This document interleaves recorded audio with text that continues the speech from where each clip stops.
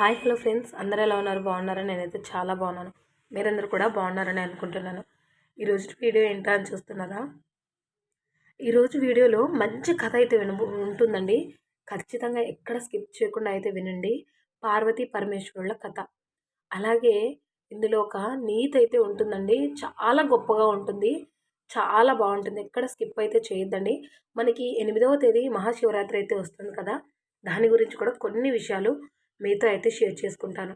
ఎక్కడ స్కిప్ చేయకుండా చూసినట్లయితే వీడియో మీకు చాలా బాగా నచ్చుతుంది. నచ్చింది అనుకుంటే ప్లీజ్ అండి లైక్ చేయండి. అలాగే షేర్ కూడా చేయండి. చాలా అంటే చాలా సాహిత్యం కలిగి ఉంటుంది ఈ కథ అయితే. ఒక నగరంలో ఒక సేటు, అతని భార్య ఇద్దరూ ఉండేవారు. వాళ్ళిద్దరికీ కూడా సంతానం అయితే లేదండి. వాళ్ళ ఇంటికి దగ్గరలోనే ఒక పక్షి కూడా ఉండేది. అంటే రావి చెట్టు ఉంది. ఆ రావి చెట్టు మీద గూడు కట్టుకొని ఆ పక్షి కూడా తన ఇద్దరు పిల్లలతో కూడా అక్కడే జీవనం సాగించేది. సేటు భార్య చాలా మంచిది. ఆ సేటు అయితే ఇప్పటి వరకు ఎవ్వరికీ ధాన్యం ఎవ్వరికీ ఇవ్వలేదు. కనీసం భిక్షకొచ్చినా కూడా భిక్ష కూడా వేసేవాడు కాదు. ఇలా అయితే ఉండేవారు. ఒకసారి ఆహారాన్ని తీసుకొని తన గూటికి వెళ్తూ ఉండేది పక్షి. ఆ పక్షి వాళ్ళ ఇంటి దగ్గరలోనే కదా! వాళ్ళ ఇంటి దగ్గరలో అయితే ఆ పక్షి వాళ్ళ నగరానికి వెళ్ళి ఆహారం సేకరించే క్రమంలో వాళ్ళ ఇంటికాడికి కూడా వెళుతూ ఉండేది. కానీ అక్కడ ఆ పక్షికి ఒక్క దానా కూడా ఎప్పుడూ లభించలేదు. పక్షి ఇలా ఆలోచిస్తూ ఉండేది. పూర్తి నగరంలో పెద్ద ఇల్లు ఈ సేటుదే. ఈ సేటు చాలా ధనవంతుడు. కానీ ఇతను ఎటువంటి దాన ధర్మాలు కూడా చేయడం లేదు. కనీసం ఎవరికీ భిక్ష కూడా వేయటం నేనైతే చూడట్లేదు. ఏ జీవ జంతువులకు కూడా ఇతను సహాయం చేయడం లేదు. పక్షులకు ధాన్యం కూడా వేయటం లేదు. ఈ సేటు చాలా పిసినారి అనుకుంది ఆ పక్షి ఒకరోజు. ఒకరోజు పని చేయ తన గోపి నుండి వెళ్ళి ఆ ఇంటి సేటుకి దగ్గరకైతే వెళ్తుంది. అక్కడికి వెళ్ళి కూర్చుంటుంది. అదే సమయంలో ఆ సేటు మరియు అతని భార్య చాలా మాట్లాడుకుంటూ ఉండేవారు. ఆ మాటలు ఈ పక్షి వినటం అయితే మొదలుపెట్టింది. సేటు భార్య అంటుంది, మన దగ్గర చాలా ధనం ఉందండి. ధాన్యం కూడా ఉంది. కానీ ఈ సంపదలు ఉన్నాయి కానీ పూర్తి నగరంలోనే మనమే ధనవంతులము. మనకు ఎటువంటి సంతానం అయితే లేదు. ఈ ధాన్యాన్ని ఏం చేస్తామండి అని ఆ సేటు భార్య అయితే అడుగుతుంది సేటును. ఆ ధనాన్ని తినేవారు ఎవరున్నారు అని అడుగుతుంది. దానికి ఆ సేటు ఇలా అంటాడు, ఇందులో మనం చేసేదేముంది? మన తలరాతలో అలా ఉంది. మన తలరాతలో ఎలా ఉంటే అలా వెళ్తూ ఉంటుంది. మనం ఉన్నన్న నాళ్ళు మనమైతే తింటాము. ఆ తర్వాత ఎవరికి రాసి పెట్టుంటుందో వాళ్ళే ఈ ధాన్యాన్ని మొత్తం కూడా తింటారు అని ఆ సేటు భార్యకైతే చెబుతాడు. ఇదంతా కూడా ఆ పక్షి వింటూ ఉంటుంది. ఈ పక్షి రోజు వాళ్ళ ఇంటి దగ్గరికి రావటం, కూర్చోవటం ఇదంతా కూడా సేటు భార్య అయితే గమనిస్తూ ఉంటుంది. ఒకరోజు బయటకొచ్చిన తర్వాత ఆ పక్షి కూడా కనిపిస్తుంది. ఇంకా ఆ పక్షికి ధాన్యాన్ని అయితే వేయటం మొదలుపెడుతుంది. ఇలా ప్రతిరోజు పక్షి రావటము, ఆ సేటు భార్య ధాన్యాన్ని ఆ పక్షికి పెట్టడము ఇలా జరుగుతూ ఉండేది. ఒకరోజు పక్షి అయితే ఆలోచిస్తుంది.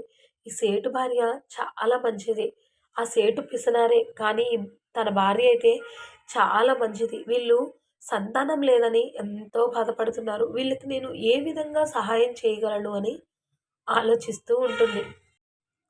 ఆలోచిస్తూ ఉండగా, సరే నేనెందుకు ఆ మహాదేవుడి దగ్గరికి వెళ్ళలేను? ఎందుకు వెళ్ళకూడదు? వెళ్ళి ఎందుకు అడగకూడదు అని ఆలోచన వచ్చి తన పిల్లల్ని వేరొక పక్షికి చెప్పి, "నువ్వు పిల్లల్ని చూస్తూ ఉండు. నాకు పని ఉంది. నేను వెళ్తున్నాను" అని చెప్పేసి పిల్లలను అప్పగిచ్చి ఆహారం, నీళ్లు లేకుండా చాలా ఎగురుతూ అలసిపోతున్నా సరే తిరిగి కైలాసానికైతే చేరుకుంటుంది. ఆ కైలాసానికి వచ్చిన తర్వాత పార్వతి ఒళ్ళో అంటే పార్వతి చేతిలో ఆల్ అలసిపోయి పడిపోతుంది స్పృహ తప్పి. ఆ స్పృహ తప్పి పడిపోవటం చూసి పార్వతీదేవి చాలా బాధపడుతుంది. బాధపడి నీళ్లు చల్లి స్పృహలోకైతే వస్తుంది ఆ పక్షి నీళ్లు చల్లిన వెంటనే. అసలు ఎందుకు ఇంత కంగారు పడుతున్నావు? ఏమైంది నీకు? అని అడుగుతుంది ఆ పార్వతీదేవి. అడిగిన వెంటనే పార్వతీదేవి "ఏమైంది చెప్పు" అంటే పరమేశ్వరుడు ఆ పరమశివుడు ఉన్నాడా అంటే ధ్యానం చేసుకుంటూ వీళ్ళిద్దరు మాట్లాడుతూ ఉండంగానే ఆ పరమశివుడు ధ్యానంలో నుంచి లేచి వస్తాడనమాట. ఏమైంది అని కనుక్కోకుండానే ఆ కంగారుని చూసి పక్షి పడుతున్న కంగారు చూసి ఆ శివుడు ధ్యానంలోకి మళ్ళీ జారుకుంటాడు. జారుకొని మొత్తం కూడా తెలుసుకుంటాడు. మొత్తం కూడా తెలుసుకుంటాడు కదా! పార్వతీదేవి ఇలా అంటుంది. "దీనికి పరిష్కారం అంటూ ఏమి లేదా?" అని అడుగుతుంది. వారి తలరాతలో పుత్రుడి సంతానం లేకపోయినా సరే, మీరు వారికి ఒక పుత్రుడినైతే ఇవ్వాలి అని ఆ మహాశివుడిని పక్షి అయితే అడుగుతుంది. చూడు పార్వతి, నేను చెప్పాను కదా! అతని తలరాతల్లో పుత్రులైతే లేరు. అలాంటిది పుత్రుడిని ఎలా ఇస్తాను అన్నాడు. దానికి పార్వతీదేవి ఇలా అంటుంది. చూడు స్వామి, ఈ పక్షి చాలా దూరం నుండి వచ్చింది. ఈ పక్షి చాలా ఆశతో వచ్చింది. మనం సహాయం చేస్తామని ఎంతో ఆశతో వచ్చింది. తన ఆకలిని, దాహాన్ని కూడా వదిలి ఎదుర్కొంటూ ఇక్కడ వరకు వచ్చింది. నన్ను నేను ఖాళీ చేతులతో నేను పంపలేను. పార్వతీదేవి చెప్పిన మాటలు ఆ మహాదేవుడికి విని ఇలా అంటాడు. చూడు పార్వతి, నీ ప్రతి మాట నెరవేర్చే బాధ్యత నాకు ఉంది. నువ్వు అడుగుతున్నావు కాబట్టి సేటు మరియు సేటు భార్యకు నేను ఒక పుత్రుడినైతే ఇస్తాను. కానీ నువ్వు ఆ పక్షికి ఆ సేటు భార్యకి ఏ దాన ధర్మాలు అప్పుడు ఎప్పుడు చేయలేదు కదా! కార్యాలు చేయడం లేదు. కానీ పుత్రులు కలిగాక వాళ్ళు మాత్రం దాన ధర్మాలు చెయ్యాలి. పురాణాలు కూడా చదువుతూ ఉండాలి. గుడిలోని దేవునికి అన్నీ కూడా సమర్పించుకుంటూ ఉండాలి. భిక్షాటన చేసేవారికి భిక్ష వెయ్యాలి. భగవన్నామ స్మరణం చేయాలి అని చెప్తాడు. దానికి ఆ పక్షి ఇలా చెప్తుంది. చూడు దేవా, నేను నా తరపున నీకు నేను పూర్తిగా నమ్మకాన్నయితే ఇస్తాను. నేను ప్రయత్నాన్ని చేయిపిస్తాను వాళ్ళతో. సేటు ఇంకా అతని భార్య వెళ్ళి పూజ, పునస్కారాలు చేయటానికి నేను చెప్పి వస్తాను అని చెప్పేసి ఆ పక్షి అయితే ఒప్పుకుంటుంది. తర్వాత పక్షి ఆ దేవుడికి, ఆ పరమేశ్వరునికి, పార్వతీదేవికి నమస్కరించుకొని అక్కడి నుండి వెళ్ళి ఎగురుకుంటూ తన గూటికైతే చేరుకుంది. అదే జరిగిన కొంతకాలానికి తన భార్య గర్భం ధరించింది. ఒక పుత్రునికైతే సంతానం ఇచ్చింది. వారు ఎంతో సంతోషంగా ఉన్నారు. ఆ పుత్రుడిని చూసి ఆ పక్షి కూడా చాలా సంతోషించింది. తను పడ్డ కష్టానికి ప్రతిఫలం దక్కిందని ఆ పక్షి చాలా సంతోషంతో అయితే ఉంది. ఆ పక్షి ఇలా అనుకుంటుంది. నగరంలో పెద్ద ధనవంతుడు ఆ సేటు. ఆ సేటుకి పిల్లలకు మంచి ఆహారం పదార్థాలు తినిపిస్తున్నాడు. ఏదో ఒకటి జారి కిందకు పడుతుంది. అది మాకు ఆహారంగా దొరుకుతుంది అని ఆలోచిస్తూ ఆ పక్షి చాలా సంతోషంగా ఉంది. మెల్లమెల్లగా ఆ కొడుకు పెద్దవాడు అవ్వటం మొదలవుతుంది.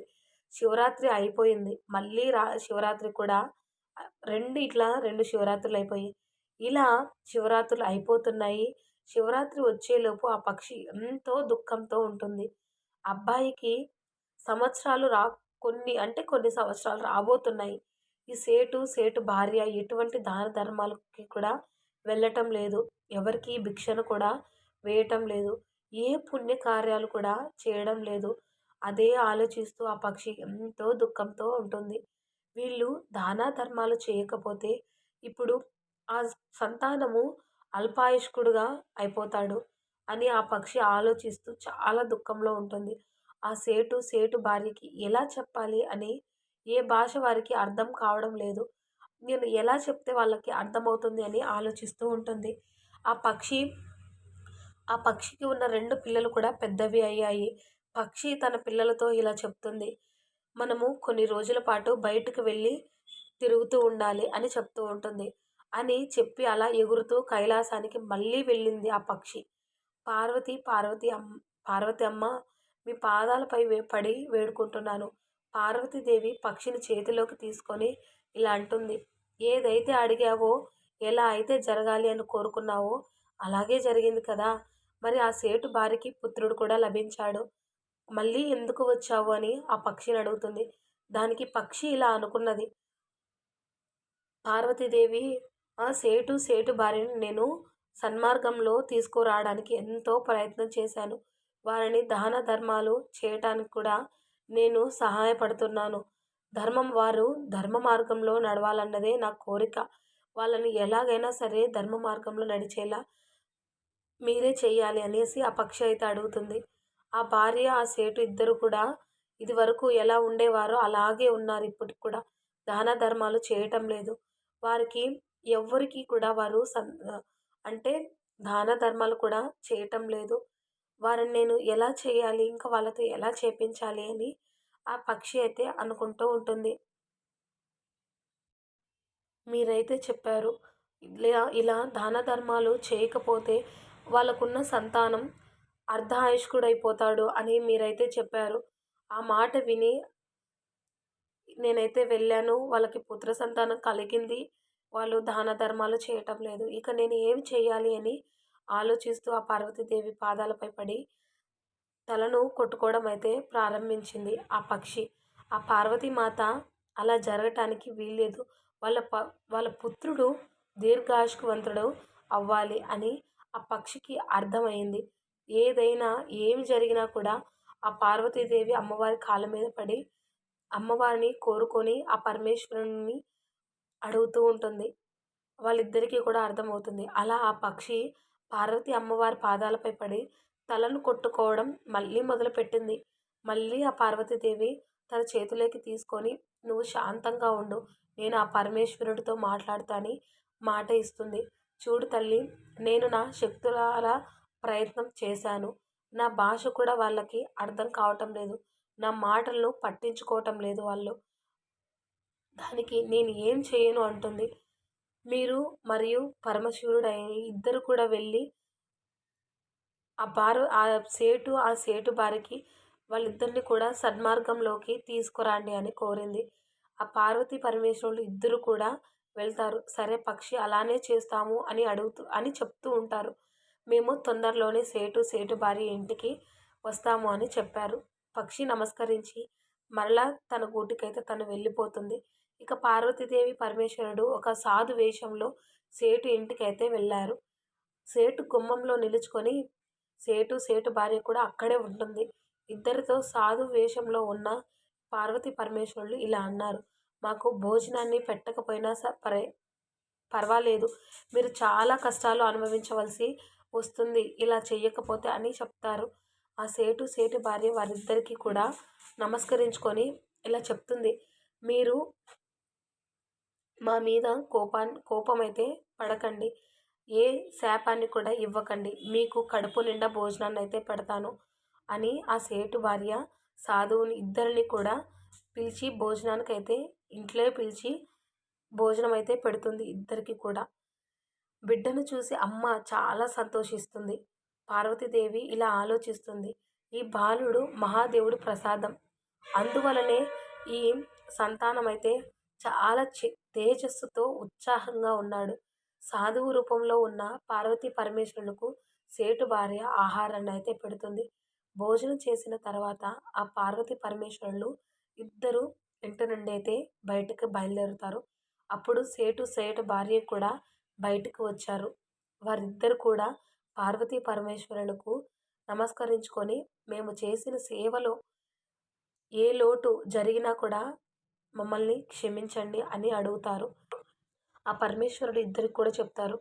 "మీరు చాలా తప్పులు చేశారు. ఏ భిక్షాటనకొచ్చినా కూడా మీరు దాన ధర్మాలు చేయడం లేదు. మీరు ఇదే విధంగా ఉంటే మీకు ఆపద అయితే రానుంది. మీ పుత్రుడు తొందరలోనే ఈ లోకం నుండి వెళ్ళిపోతాడు" అని చెప్తాడు. ఇక మాటలు విన్న సేటు భార్య సాధువు రూపంలో ఉన్న పార్వతీ పరమేశ్వరుల పాదాలపై పడతారు. పడిన తర్వాత మేమేమి చేయాలి అనేసి అడుగుతారు. అప్పుడు ఆ పరమేశ్వరుడు అంటాడు, "మీరిప్పటి వరకు ఏ దాన ధర్మాలు కూడా చేయలేదు. భిక్షాటనకు వచ్చిన వాళ్ళకి భిక్ష కూడా వేయలేదు. ఇక మీదట అలా ఉండొద్దండి. మీరు మారాలి" అని చెప్పేసి చెప్తాడనమాట. చెప్పిన వెంటనే వాళ్ళిద్దరూ కూడా మీరెలా చెప్తే అలా చేస్తాము. మేమిక్కడి నుంచి మారతాము అని చెప్పేసి అంటారు. అక్కడ నుంచి ఇంకా పార్వతీ పరమేశ్వరులు వాళ్ళని ఆశీర్వదించి ఇక వెళ్ళిపోతారు. ఆ సేటు భార్య అప్పటి నుంచి కూడా దాన ధర్మాలు చేయటము, తన బిడ్డతో కూడా దాన ధర్మాలు చేయిస్తూ ఉంటారు. ఇక ఆ పక్షి కూడా వీళ్ళ ముగ్గురిని చూసి చాలా సంతోషపడుతుంది. ఇక వాళ్ళు తన బిడ్డతో కూడా చేయడం ప్రారంభిస్తారు. చాలా సంతోషంగా వాళ్ళ జీవనం అయితే సాగిపోతూ ఉంటుంది. చూసారు కదా! ఈ కథలో ఎంత నీతి ఉందో. మనకి చేతనైత సహాయం మనమైతే చేయాలండి.